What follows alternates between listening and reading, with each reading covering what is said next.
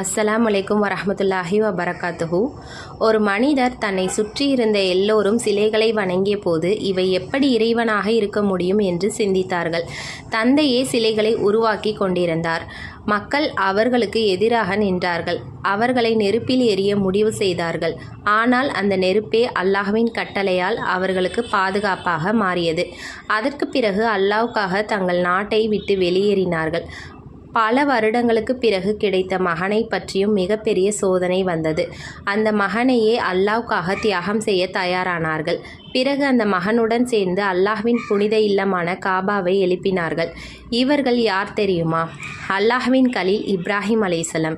இன்று அவர்களின் வாழ்க்கை வரலாறை பார்ப்போம். இப்ராஹிம் அலைஹிஸ்ஸலாம் அவர்கள் வாழ்ந்த சமூகம் சிலை வழிபாட்டில் மூழ்கி இருந்தது. அவர்களின் தந்தை ஆசர் சிலைகளுடன் தொடர்புடையவராக இருந்ததாக குர்ஆன் குறிப்பிடுகிறது. ஆனால் இப்ராஹிம் அலைஹிஸ்ஸலாம் அவர்கள் தங்களை சுற்றி இருந்த வழிபாட்டை அப்படியே ஏற்றுக்கொள்ளவில்லை. மனிதர்களால் உருவாக்கப்பட்ட ஒரு பொருள் எப்படி இறைவனாக இருக்க முடியும் என்று சிந்தித்தார்கள். குர்ஆன் அவர்களின் குழந்தை பருவத்தில் நடந்த ஒவ்வொரு நிகழ்வுகளையும் விரிவாக கூறவில்லை. ஆனால் அவர்கள் இளமையிலேயே தங்கள் மக்களின் தவறான நம்பிக்கையை எதிர்த்து ஒரே இறைவனான அல்லாஹ்வை வணங்க வேண்டும் என்று அழைத்ததை தெளிவாக கூறுகிறது. இப்ராஹிம் அலைஹிஸ்ஸலாம் அவர்கள் முதலில் தங்களுடைய தந்தையிடமே மிகவும் மரியாதையுடனும் பேசினார்கள். என் தந்தையே, கேட்க முடியாததையும் பார்க்க முடியாததையும் உங்களுக்கு எந்த நன்மையும் செய்ய முடியாததையும் ஏன் வணங்குகிறீர்கள் என்று கேட்டார்கள். அவர்கள் கோபமாக பேசவில்லை, அவமானப்படுத்தவில்லை. மாறாக அன்புடன் உண்மையை புரிய வைக்க முயற்சி செய்தார்கள். ஆனால் தந்தை அந்த அழைப்பை ஏற்றுக்கொள்ளவில்லை. மாறாக இப்ராஹிம் அலைஹிஸ்ஸலாம் அவர்களை விட்டு விலக சொன்னார்கள். இதிலிருந்து ஒரு முக்கியமான பாடம் இருக்கிறது.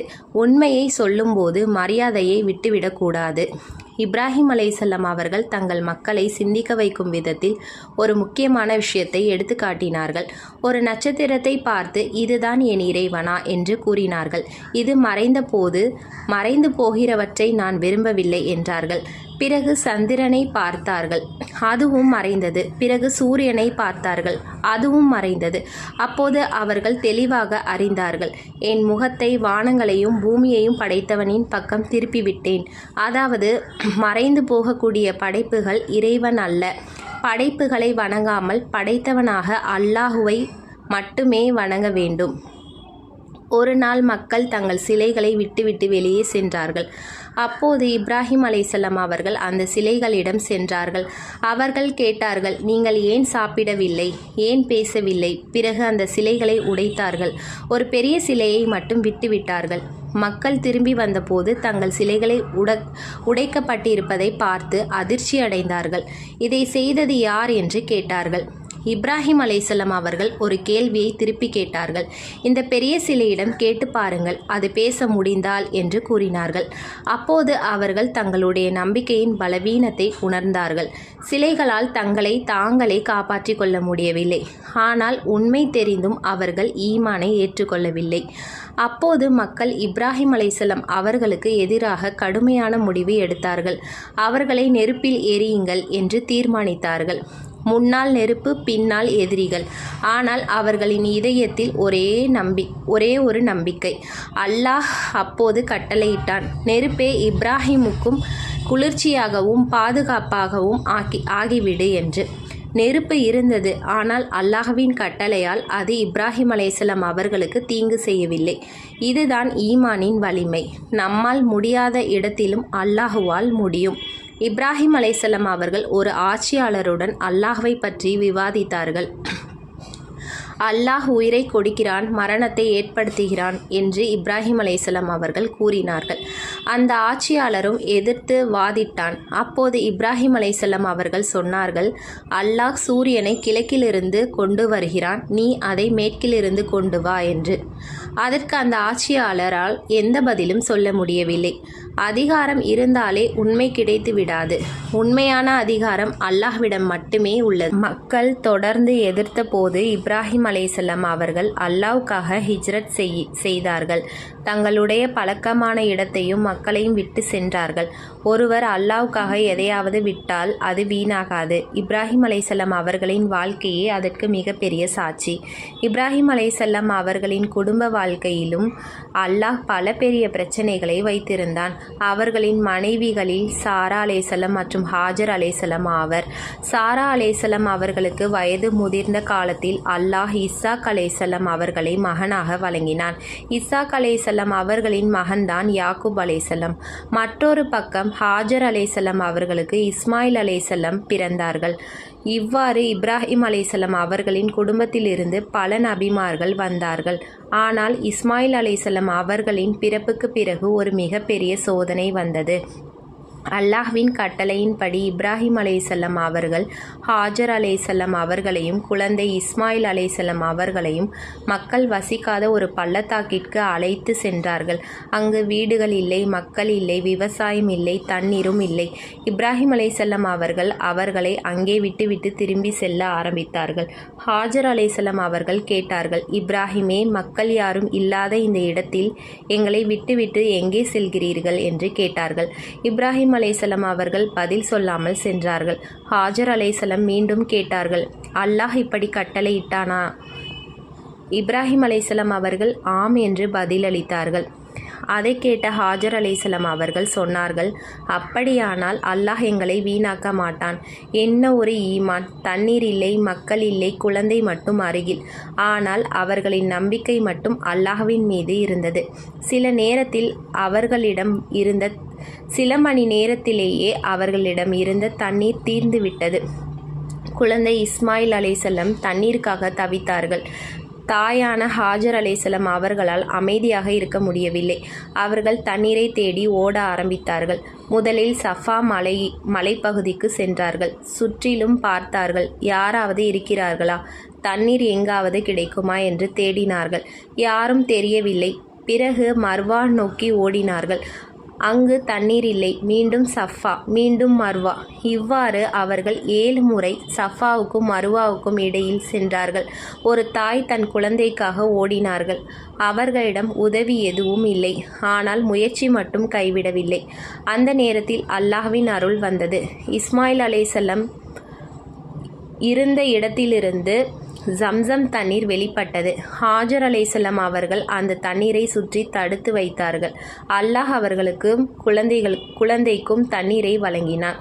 பின்னர் அந்த இடத்தில் மக்கள் குடியேற ஆரம்பித்தார்கள். அந்த வெறிச்சோடிய பள்ளத்தாக்கு காலப்போக்கில் மக்காவாக மாறியது. இன்று நாம் ஹஜ் மற்றும் உம்ராவில் சஃபா மர்வா இடையே நடப்பதும் ஓடுவதும் ஹாஜர் அலைஹிஸ்ஸலாம் அவர்களின் இந்த முயற்சியை நினைவு கூர்வதற்காக தான். ஒரு தாயின் முயற்சியை அல்லாஹ் மறக்கவில்லை.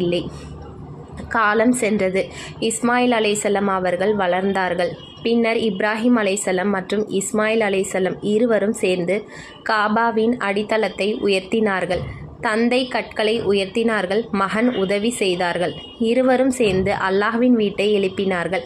ஆனால் அந்த பெரிய பணியை செய்த பிறகும் அவர்கள் பெருமை கொள்ளவில்லை.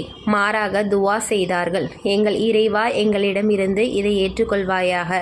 இதுதான் உண்மையான நல்ல செயல்.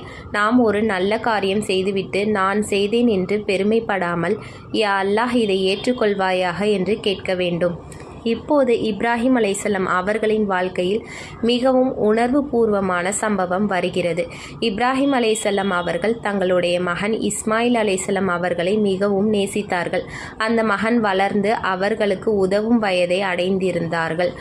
அந்த நேரத்தில் இப்ராஹிம் அலைஹிஸ்ஸலாம் அவர்கள் ஒரு கனவு கண்டார்கள். அந்த கனவில் தங்களுடைய மகனை அல்லாஹ்வுக்காக பலியிடுவது போன்ற காட்சியை கண்டார்கள். நபிமார்களின் கனவுகள் சாதாரண கனவுகள் அல்ல. இப்ராஹிம் அலைஹிஸ்ஸலாம் அவர்கள் இதை அல்லாஹ்வின் கட்டளையாக புரிந்து கொண்டார்கள். இப்போது சிந்தித்து பாருங்கள், பல வருடங்களுக்கு பிறகு கிடைத்த மகன், அந்த மகன் மீது அளவற்ற பாசம். அதே மகனை பற்றி இப்போது ஒரு மிகப்பெரிய சோதனை. ஆனால் இப்ராஹிம் அலைஹிஸ்ஸலாம் அவர்கள் தங்களுடைய விருப்பத்தை விட அல்லாஹ்வின் கட்டளையை முன்னிலைப்படுத்தினார்கள். இப்ராஹிம் அலைஹிஸ்ஸலாம் அவர்கள் இஸ்மாயில் அலைஹிஸ்ஸலாம் அவர்களிடம் சொன்னார்கள், என் மகனே, நான் கனவில் உன்னை பலியிடுவது போல் காண்கிறேன். இதை பற்றி நீ என்ன சொல்கிறாய்? இது ஒரு சாதாரண கேள்வி அல்ல. ஒரு தந்தை தன்னுடைய மகனிடம் கேட்கிறார்கள். இஸ்மாயில் அலைஹிஸ்ஸலாம் அவர்கள் பதில் அளித்தார்கள், என் தந்தையே, உங்களுக்கு கட்டளையிடப்பட்டதை செய்யுங்கள். அல்லாஹ் நாடினால் என்னை பொறுமையாளர்களில் ஒருவனாக காண்பீர்கள் என்று கூறினார்கள். ஒரு பக்கம் தந்தையின் பாசம், மறுபக்கம் அல்லாஹ்வின் கட்டளை. ஆனால் இருவரும் தேர்ந்தெடுத்தது அல்லாஹ்வின் கட்டளையை. இப்ராஹிம் அலைஹிஸ்ஸலாம் மற்றும் இஸ்மாயில் அலைஹிஸ்ஸலாம் இருவரும் அல்லாஹ்வின் கட்டளைக்கு முழுமையாக சரணடைந்தார்கள். அவர்கள் இருவரின் கீழ்ப்படிதலையும் அல்லாஹ் ஏற்றுக்கொண்டான். இஸ்மாயில் அலைஹிஸ்ஸலாம் அவர்களுக்கு பதிலாக ஒரு பெரிய பலியை அல்லாஹ் வழங்கினான். அதாவது இப்ராஹிம் அலைஹிஸ்ஸலாம் அவர்களின் சோதனை மகனை உண்மையில் பலியிடுவதில் முடிவடையவில்லை. அவர்களின் கீழ்ப்படிதலும் தியாக மனப்பான்மையும் தான் சோதிக்கப்பட்டது. இதுதான் குர்பானியின் மிகப்பெரிய பாடம். குர்பானி என்பது வெறும் ஒரு மிருகத்தை பலியிடுவது மட்டுமல்ல, அதன் பின்னால் இருக்கும் செய்தி. யா அல்லாஹ், உனக்காக என்னுடைய விருப்பத்தையும் ஆசையையும் பிடித்ததையும் விட்டு கொடுக்க நான் தயாராக இருக்கிறேன். இதுதான் இப்ராஹிம் அலைஹிஸ்ஸலாம் மற்றும் இஸ்மாயில் அலைஹிஸ்ஸலாம் அவர்களின் தியாகம் நமக்கு கற்றுக் கொடுக்கும் மிகப்பெரிய பாடம். இப்ராஹிம் அலைஹிஸ்ஸலாம் அவர்களின் வாழ்க்கையை பார்த்தால் ஒரு விஷயம் தெளிவாக தெரிகிறது. ஈமான் என்பது கஷ்டம் இல்லாத வாழ்க்கை அல்ல. கஷ்டம் வந்தாலும் அல்லாஹ்வை விட்டுவிடாமல் இருப்பதுதான் ஈமான். எல்லோரும் ஒரு வழியில் சென்றாலும் அது தவறு என்று தெரிந்தால் அந்த வழியில் செல்லாமல் இருப்பதுதான் ஈமான். அல்லாஹ்வின் கட்டளைக்கும் நம்முடைய விருப்பத்திற்கும் இடையில் தேர்வு செய்ய வேண்டிய நேரம் வந்தால் அல்லாஹ்வின் கட்டளையை தேர்ந்தெடுப்பதுதான் இப்ராஹிம் அலைஹிஸ்ஸலாம் அவர்களின் வாழ்க்கை நமக்கு கற்றுக் கொடுக்கும் பாடம். ஒரு தாயின் முயற்சியை அல்லாஹ் உலகம் முழுவதும் நினைவு கூற வைத்தான். ஒரு தந்தையின் கீழ்ப்படிதலை அல்லாஹ் கியாம நாள் வரை நினைவு கூற வைத்தான். ஒரு மகனின் பொறுமையை உலகத்திற்கு முன்மாதிரியாக்கினான். அதனால் இப்ராஹிம் அலைஹிஸ்ஸலாம் அவர்களின் வரலாற்றை கேட்பது மட்டும் போதாது, அவர்களின் ஈமானில் இருந்து நம்முடைய வாழ்க்கைக்கும் ஒரு பாடத்தை எடுத்துக்கொள்ள வேண்டும். அல்லாஹ் நம்முடைய ஈமானை உறுதியாக்குவானாக. இப்ராஹிம் அலைஹிஸ்ஸலாம் அவர்களைப் போல உண்மையின் மீது நிலைத்திருக்கக்கூடியவர்களாக நம்மை ஆக்குவானாக. ஆமீன். இந்த வீடியோ உங்களுக்கு பயனுள்ளதாக இருந்தால் லைக் பண்ணுங்கள். நபிமார்களின் வரலாற்றை தொடர்ந்து கேட்க விரும்பினால் என்னுடைய யூடியூப் சேனலை சப்ஸ்கிரைப் பண்ணிக்கோங்க. அடுத்த நபியின் வரலாற்றுடன் மீண்டும் சந்திப்போம். அஸ்ஸலாமு அலைக்கும் வரஹ்மத்துல்லாஹி வபரகாத்துஹு.